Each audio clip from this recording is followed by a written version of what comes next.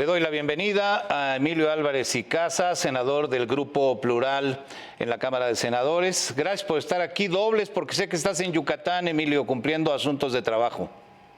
Es así, Guillermo, venimos acá a Mérida a la presentación de una iniciativa muy novedosa, muy ciudadana, que se llama Yo Participo 2024.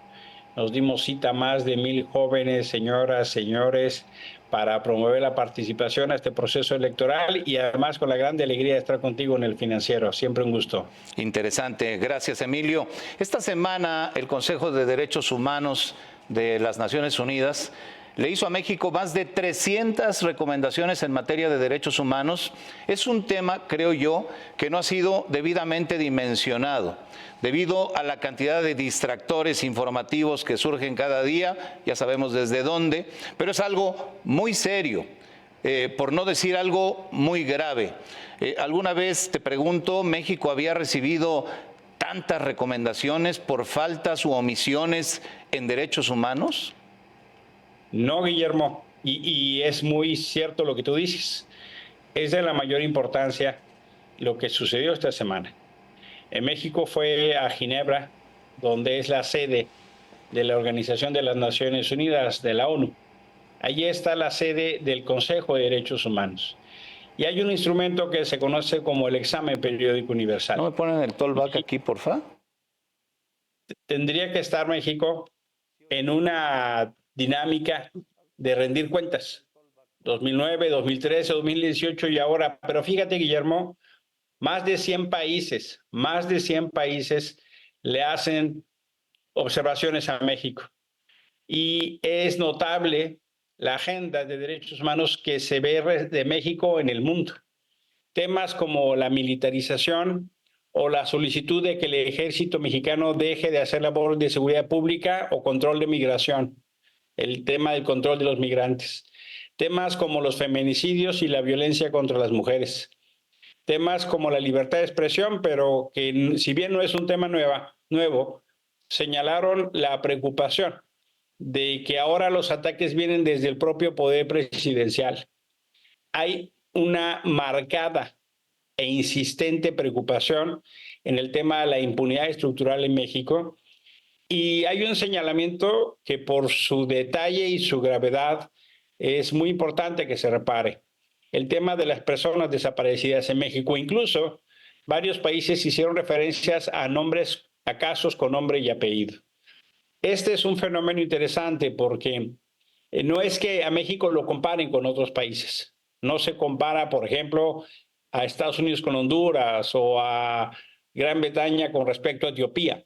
Se compara a México consigo mismo. De manera que estas recomendaciones tienen que ver con los compromisos de México a nivel internacional.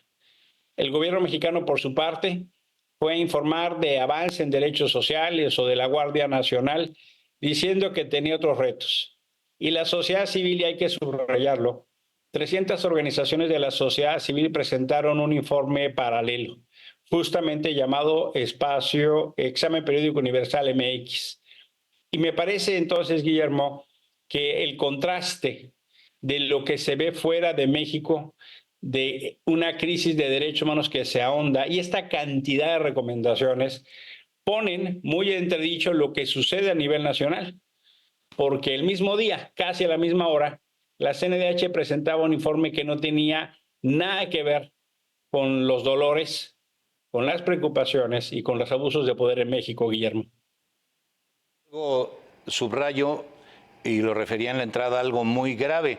Emilio, ¿algún otro país o algunos otros países en el pasado han salido reprobados como salió México en este examen universal de Naciones Unidas? ¿Es algo usual? Es un tema muy crítico. Hay temas, por ejemplo, que tienen que ver con asuntos de dramática urgencia. Por ejemplo, el caso de la guerra en Gaza, en Palestina, toda esta reacción tan fuerte que está generando ya la pérdida de vida de miles de personas, o la invasión de Ucrania, pero llama la atención el caso mexicano porque lo que se esperaría es que estos temas de derechos humanos que el gobierno dijo en su momento como oposición que iba a corregir y que encabezaba la indignación, hoy tienen una respuesta distinta. Hoy tenemos un gobierno que niega las cosas y que ataca al mensajero. No son pocas las ocasiones en que López Obrador utiliza su conferencia mañanera para denostar a los organismos internacionales, para atacar a los defensores de derechos humanos. Incluso vale la pena recordar que el propio López Obrador estuvo en la Comisión Interamericana, fue a tocar la puerta a Washington, a esa que le pidió venir para ayudarle al caso Yotzinapa, pero como no le gustaron sus recomendaciones, pues ahora lo que se dedica es a atacarla. Ese es justo el problema, que López Obrador manda un mensaje al mundo que el mundo ya tomó nota de este cambio de posición y que por eso genera tanto, incluso en los espacios internacionales, lo que dicen, hemos perdido un aliado, pero más allá de lo que se pierde a nivel internacional, lo que vemos con mucha gravedad son temas de una enorme preocupación, como cuando ves a nivel internacional cómo preocupa que haya niños armados en Guerrero y el presidente se va a jugar béisbol, porque pues pareciese que no le preocupa que las comunidades donde no están teniendo el derecho a la seguridad están abandonadas. Ese grito esperado no está siendo escuchado y lo pongo como ejemplo porque más o menos algo así es lo que está sucediendo en la comunidad internacional, Guillermo. Quiero preguntarte, ¿qué nos está diciendo el mundo, senador Emilio Álvarez y Casa? Y subrayo 3 temas, entre otros más, que preocupan a la comunidad internacional respecto a México. Lo decías tú en tu primer comentario: crimen organizado, militarización, migración, desapariciones, feminicidios, todos estos temas igualmente desbordados, Emilio. Es así.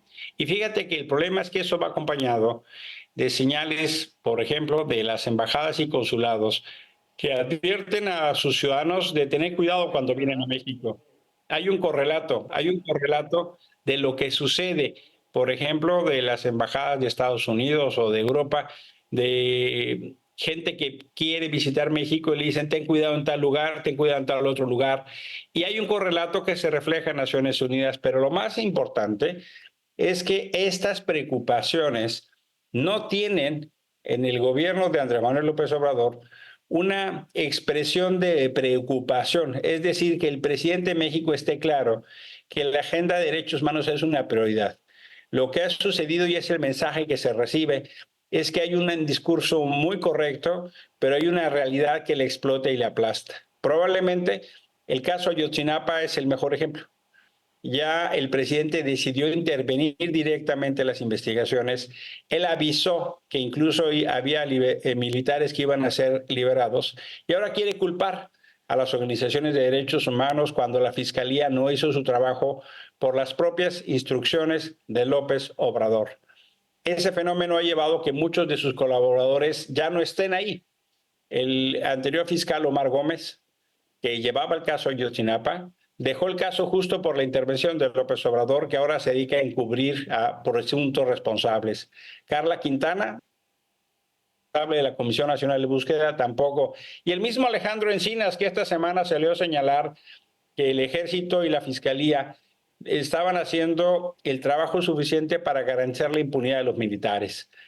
A nivel internacional, entonces, el discurso ya no alcanza, como tampoco alcanza en México, a taparse esa realidad de violencia y de inseguridad, solo por poner un ejemplo.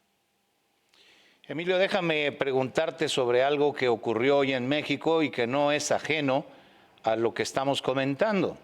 Referías que uno de los temas que preocupan en la Comisión de Derechos de Naciones Unidas es el acoso a periodistas y el ataque a la libertad de expresión. Y me quiero referir a lo que sucede hoy, que fue la filtración masiva de datos de periodistas que acuden a la mañanera de López Obrador, registro de datos de periodistas que se hizo público hoy, que deja al desnudo en su información personal a reporteros que confiaron en la oficina de prensa de la Presidencia de la República, entregando sus datos, su identificación, su domicilio, su número de teléfono, que ahora se ha hecho público. Y la pregunta que te hago es, ¿a dónde vamos a parar? Es de una extraordinaria irresponsabilidad y de hecho un delito no cuidar los datos personales de las personas. Cuando una instancia de gobierno tiene bajo su custodia datos personales como lo obliga la ley, tiene que garantizarse su cuidado. Pero este austericidio del gobierno ha llevado a hackeos reiterados, solo por mencionar algunos para traerlos a cuenta con el auditorio del Financiero. Se hackeó al ejército con el famoso Guacamaya Leaks, se hackeó a Pemex, se hackeó a la Secretaría de la Función Pública, se hackeó a la Lotería y ahora a la Presidencia de la República, poniendo los datos de los periodistas que además los exhibe y los deja expuestos y expuestas, porque vienen sus datos personales como teléfono o domicilio. De manera que si el presidente incita a la turba en contra de un periodista, sus seguidores pueden saber dónde vive y lo pueden atacar. Y no te estoy hablando de una cosa figurada. Yo he visto en el Zócalo capitalino mantas con fotos y nombres de periodistas que son señalados por López Obrador y hay una especie de escarnio público. Los seguidores de Andrés Manuel han decidido que esa es la forma de castigar a quien no aplaude al presidente. Por eso se hace tan peligroso y por eso es un delito. Y esto es responsabilidad de Jesús Ramírez. Él es el responsable de esa seguridad, pero lo que hemos visto es que hay un doble rasero.